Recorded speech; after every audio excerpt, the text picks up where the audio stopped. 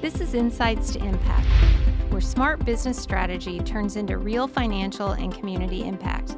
I'm Nikki Roser, CPA and First Bank President and CEO. In each episode, we unpack the decisions that grow companies, strengthen leaders, and fuel local economic growth. Welcome to our first episode of Insights to Impact. Joining us today is Amy Porter, founder and CEO of Arise HR, a fractional HR company. So welcome, Amy. Thanks for having me, Nikki. Glad to have you here. So give us a little bit of your background. Yeah, so I'm a executive. I've had a long history in healthcare executive and then human resources. And I founded Arise HR in this last year to help small businesses. That's what I hear in the community all the time is I need the expertise, but I don't need the full-time hire. And so here I am trying to help as many people as I can. That's great because one of the things that we've heard from our clients recently and just continuously is talent, retention, and attraction. So I think this is a timely topic and relevant as well.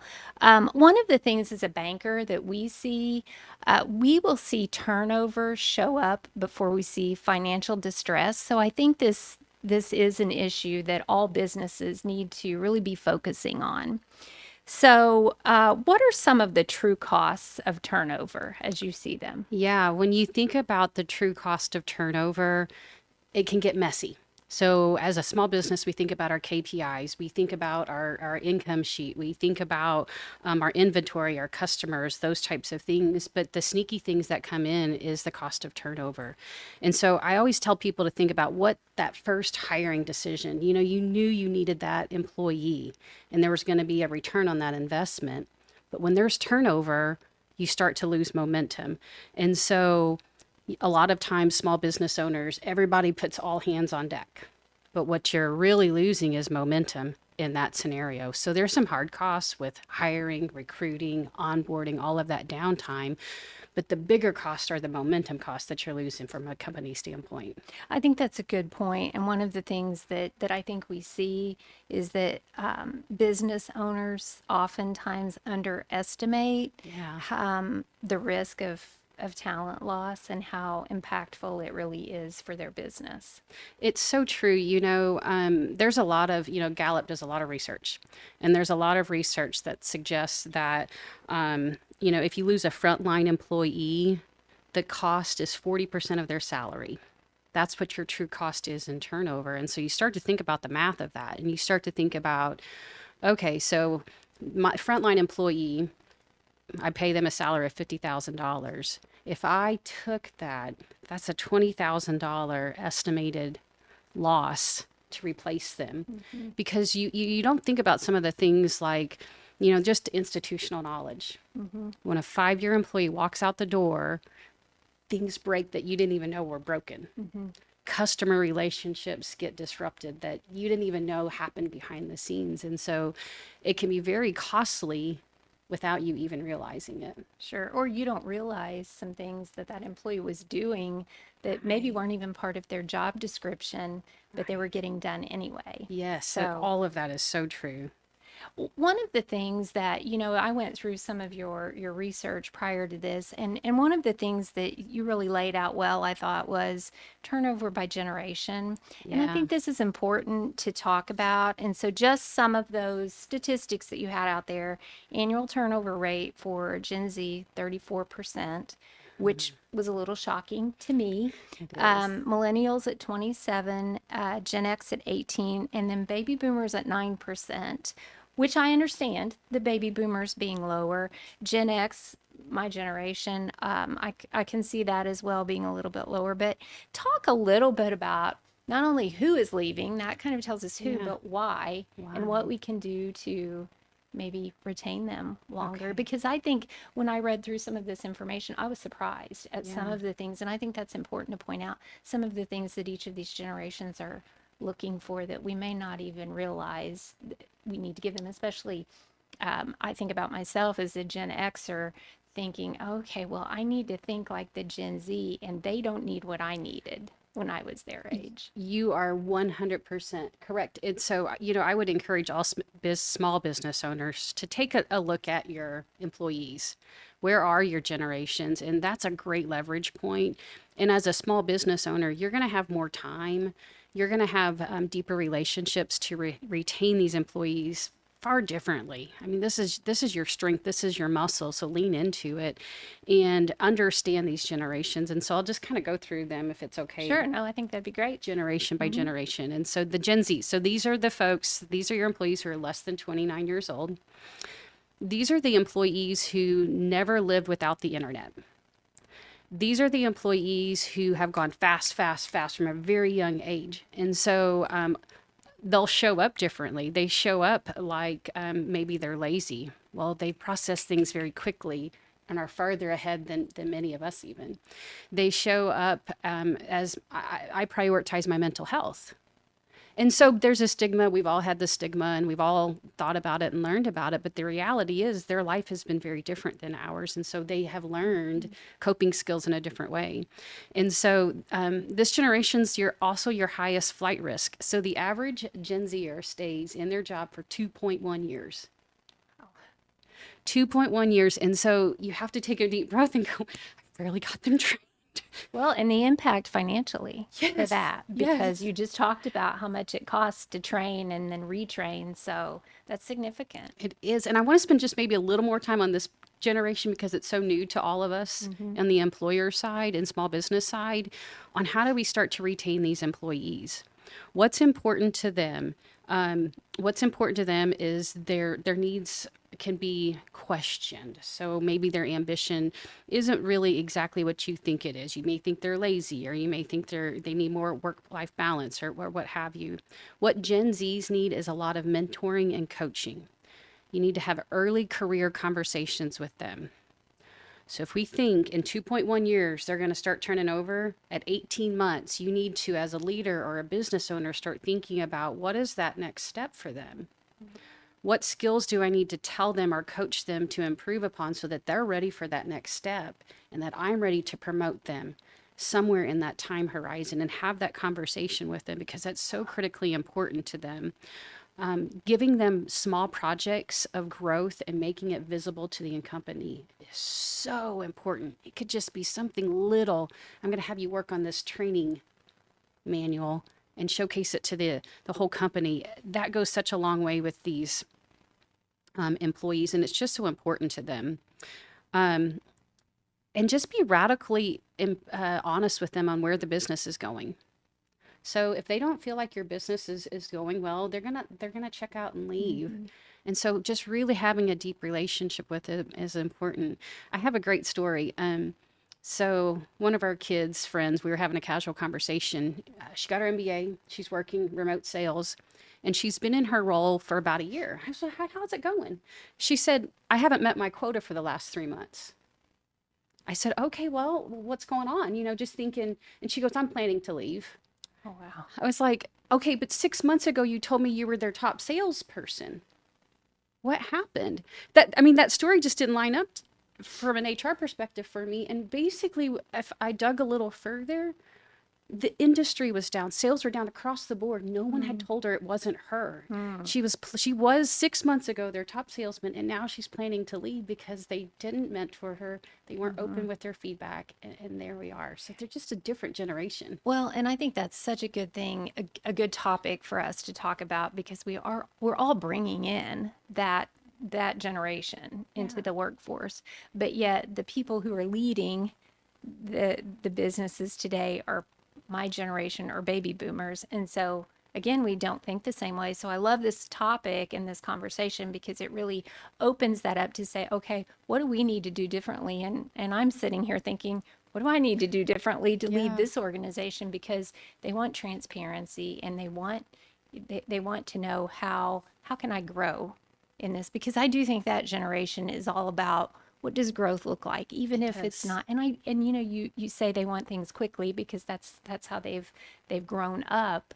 But I don't think all of them have to have it instantaneously. I think they just need to know They just need to it's know. there. Yeah. So that's insightful. I Yeah. think that's good. And I think we all need to be open to pull them into these conversations because one of the things I think about with that Gen Z group is, they understand technology better than we do. Pull Yeah. them in with this in this world of AI. Yes. They're they're not afraid of these things, and they're more willing to go out there and figure out how to do things more efficiently utilizing technology. So I think that's a great way to really bring them into the fold and help them grow. That is so true. And you talk about AI, you talk about generations. If you compare this Gen Zer with any of the others, so a millennial, a Gen X, or a baby boomer, and let them, the Gen Zer showcase their AI skills, because that's a new skill for many of us. Hmm. With some of these other generations, it's a great retention strategy. It showcases their value, it makes them feel important. Hmm. Everybody else is learning, and so those are great retention strategies. How about millennials? Because they're high as well. They're at 27%. And I Hmm. feel like the millennials are they've been in the workforce a while, and so I would think they were the ones that were more of a flight risk because maybe they're looking at a new challenge, a career change. So what are some things that we need to watch for in that age group? They respond well to autonomy and purpose. They want to know they're coming to work to make a difference. And they grew up in a different world as well, where they needed, they're the latchkey kids, Hmm. where their parents were both working and they had to figure it out themselves. And so Hmm. that's what they're used to. And they want the autonomy to be able to fail. All the generations want recognition. They want to feel valued. They want the personal relationship. But millennials are just a little bit different. And then baby boomers, I know they're only 9%, but I look at that generation and think they're the ones that really, because I think about even with our organization, and I know every business is the same. If we've got people who have been here a long time, they remember how we did things before technology, and sometimes technology fails. Yes. And so I look at them as really holding some of the traditional skill sets to understand, okay, how did we do it before computers? Because oftentimes I'll see things, the computer shuts down and people, oh, okay, how do we do this? And it's, we have to Function. go to that older generation to say, now what's the process behind this? Because we just know these keystrokes on the computer. So what are we looking at with that transition of Yeah. baby boomers? And I know there have been some of them that are staying in the workforce longer. So baby boomers are so important for all of those reasons that you just talked about. Institutional knowledge, they just have the experience when things really go wrong. They're like, I've already lived through it. Let me just tell you how to fix it. So Mm-hmm. you're right. So our baby boomers are 62 now. Mm-hmm. And so truly exiting the workforce, but not all. Mm-hmm. And so retention strategies, even for them, are, allowing some kind of phased retirement program. So how do we keep them working just a little bit longer, allowing part-time, allowing Mm-hmm. phased retirement, allowing, maybe it's 4 days a week. They're your most stable workforce. And the reason they're turning over is truly retirement. They're Mm-hmm. not turning over for another job. And so if you can get a few more years with them, everybody wins in that scenario. Yeah. Along those lines, what kind of retention strategies could be implemented to help keep the best performers, regardless of the demographic that they fit? Yeah, I've got my five favorites. And they kind of they go along the different generations, and so they're similar, not the same, but they're all the same topics. So the first one's flexibility. When I think about Mm-hmm. flexibility, I think about maybe the working parent who just can't do it anymore. And so maybe they say, I'm a great marketing person, but if I could go to part time or if I could do hybrid, I could stay in the workforce. Those are all important things. When you think about the baby boomer, same type of thing. Can I go Mm-hmm. part time? So flexibility around some of that when you can. Obviously, if it's a customer facing, you just can't do it. But Mm-hmm. if you can, having some flexibility. The second one is recognition. And man, it seems so easy, but we're all busy. We're all busy with that next task. And so, unless you put it on your calendar and you're intentional, it just doesn't happen. And so the owner, the CEO, making it a part of their daily and weekly regimen and having the discipline to go around, making sure people know that they're doing a really good job is important. The third one is career path. So it goes all the way, and it's different per generation, right? So the Mm-hmm. career path, the Gen Zer, they want to know what my next step is. The baby boomer wants to know, okay, I'm ready to settle out, but what does that look like for me? The millennial, the Gen Xer, you know, those are interesting because they're at different phases of life. I worked with a CEO one time that was like, this person's great. They're going to be my next leader. They're going to be this. And the person was like, I don't want to do that. So you have to really have the Yeah. relationship with someone to understand if this is right for their Hmm. life, because sometimes you get stuck in those sandwich generations where you're busy with kids and you're busy with parents and Sure. you don't want a promotion. And so really Hmm. understanding some of those things. Um, State interviews are important. Hmm. Working with employees, taking those 20 minutes, every quarter, and really asking them what motivates you to stay here, um, and then talking about it. So, and then the last one is purpose alignment. Coming to work with purpose. So when you work in a bank, and you can say this for every organization, what's my purpose? My purpose is to help people live out their dreams through financial wellness. That's my purpose at work, and every single person in the company can get on board with that. Hmm.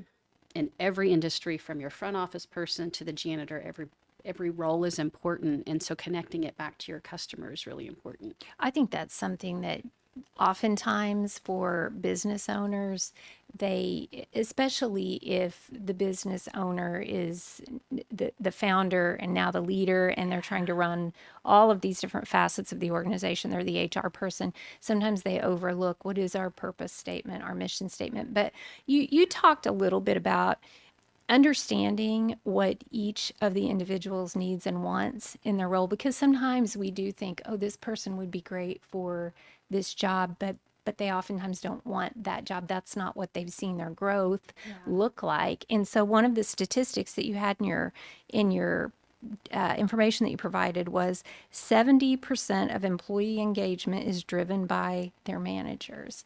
And Yes. so I think about that and I wonder, what does this look like for those owner-led businesses? And what is the difference between being a great manager and just an average manager? Manager. Those are great questions. And it's so I'm going to challenge some of the small business owners on this podcast, because when you're the owner, you're the operator, you're the manager, you're the everything. Your stress is real. Your life is real, and what happens around you in your company is a direct reflection of how you're feeling for the day. And so sometimes if you don't have a trained manager in that role, it's going to carry out through the company. And so good managers means really understanding the human. Mm-hmm. If I could give one tip for a small business owner or a manager, it's intentional employee rounding. Spending time with your employees, saying what's frustrating you and fixing it. Sometimes it's so easy to fix the little things. So a good example is maybe there's an employee comes every morning early to open, and the coffee pot is malfunctioning and it overflows, and they have to clean up the mess every morning. Well, it takes what a 5-minute job should take. It's taken 20 minutes. It's just frustrating. Get the new coffee pot. Mm-hmm. That is so much cheaper than Mm-hmm. turnover. And so listening for those frustrations, listening for those motivators. What makes you come into work every day? Mm-hmm. And I think what's working well? one of the keys there, I think, besides listening, is asking. Yes.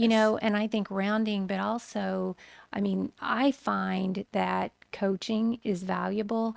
And oftentimes I wonder if this doesn't get overlooked a little bit when you are an owner leading the organization, because there are only so many hours in the day. 100%. So just, thinking about that from a different perspective, what would you say is a good kind of cadence Yeah. for some of that coaching that they might do to be able to do that Yeah. listening and really engage with the employee to see, okay, what are their needs? Yeah. So if you think about in a good benchmark of when you're at work, because small business owners, let's call the reality, you're working 24/7, 7 days a week. But let's say a normal business week, 40 hours.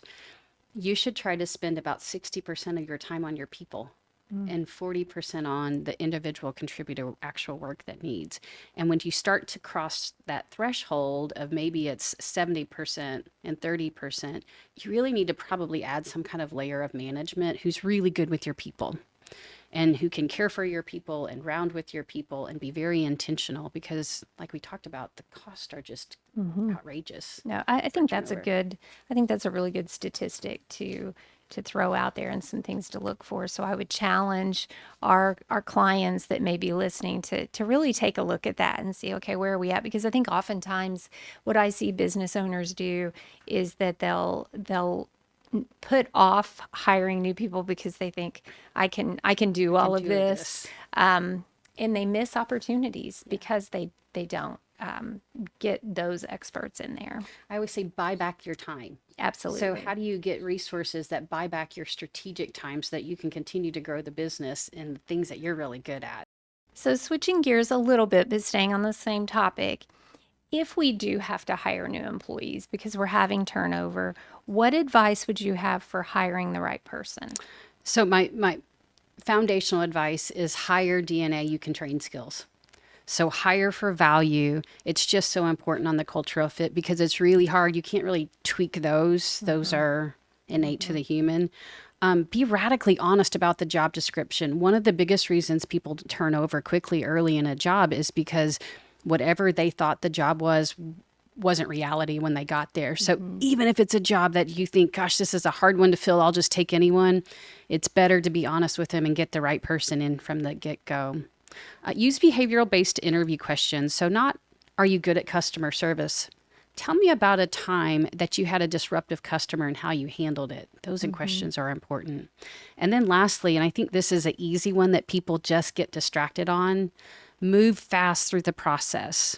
So, there's a lot of employers who ghost or don't follow through when they said they were going to follow through from an HR perspective, and you lose really talented people. Those folks are already onto a new job. You could have had them, but you're just were a little too late. And the reality is how you treat someone through an interview process, they know is how they're going to be treated as an employee. So bring your best foot forward in those. Yeah, I would agree with all of those sentiments. And one of the things that you talked about was the job description, being very transparent in the job Yeah. description and descriptive so that they know what they're getting into. Another thing that, and that was my next topic anyway, onboarding, because that's something I hear a lot. And just being transparent from the bank standpoint, a lot of times, we hire people and then we're a small business, a Yeah. small organization, and so we don't have a whole training staff. And so sometimes we don't get the training right. Yeah. And so I think that onboarding is probably something that maybe we need to talk about a little bit. It's really important because turnover is typically going to happen in that first 90 days. So there's a statistic out there that 1 in 3 employees turn over in the first 90 days. So hopefully that's not your company. And if it is, that I mean, there's strategies. And so the employee saying, did I make the right choice? The employer saying, did I make the right choice? So there's some things that we need to do to cultivate that. In the first 30 days, one of the things is assign a buddy. Make that Mentors. connection, make that Okay. mentor. It's not the supervisor, it's a buddy. They're different. It's the somebody who's going to help them. And it also starts to create a social circle. And that's a great retention strategy. The second 30 days, so 30 to 60 days, really start to talk to this employee about how's it going? Am I overwhelming you? They're getting a lot of information. And so being really sensitive to, I need to give them enough information that they're feeling like they're getting trained and learning, but not overwhelming them. And after 90 days, this isn't always just a performance conversation. This is a retention. I see the value you have in this company and I see what we can do together in the future and really cast the vision for the future of I think you're a great fit and really be encouraging in those first 90 days. Because again, if they turn over in that first 90 days, gosh, that's hit you about 6 months. And so if you've got someone good, you've hired someone good, let's work on ways to retain them. Yeah, because it is very expensive, especially when you have that short term. You spend a lot of time and money on that upfront training.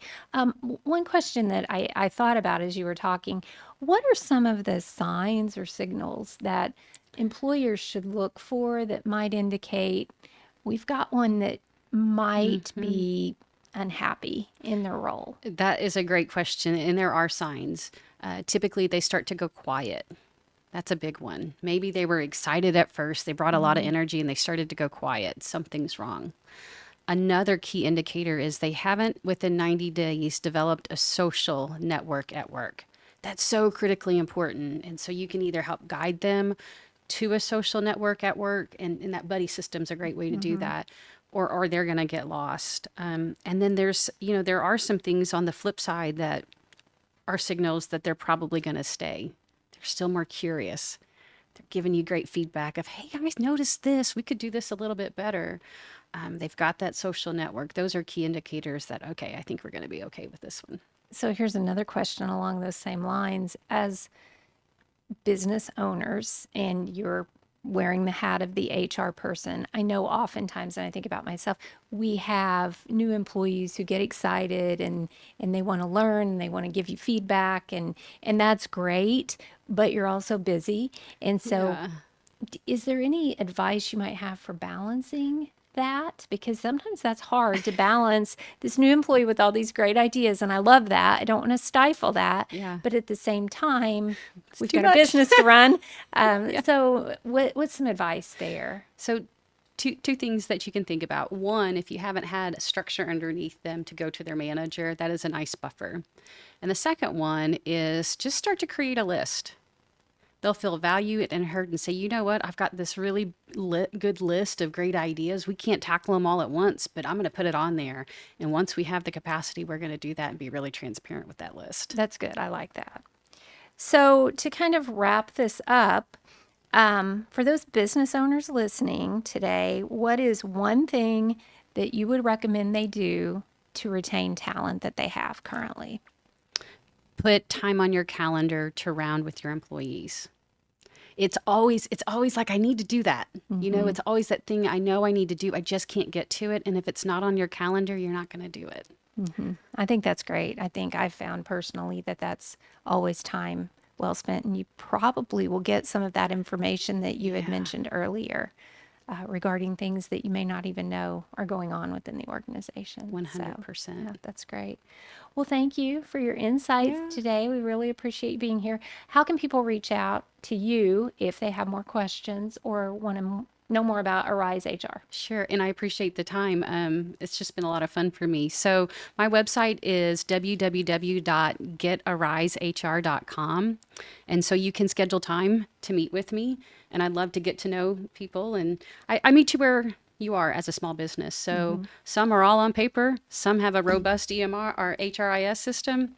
I meet you where you are and really provide that support and take the work off of the owner's plate. Great. That's good. Thank you. And thank you for watching today. And I hope that these insights will bring you impact. The opinions and views expressed in this episode may not necessarily reflect Nikki's views or those of First Bank.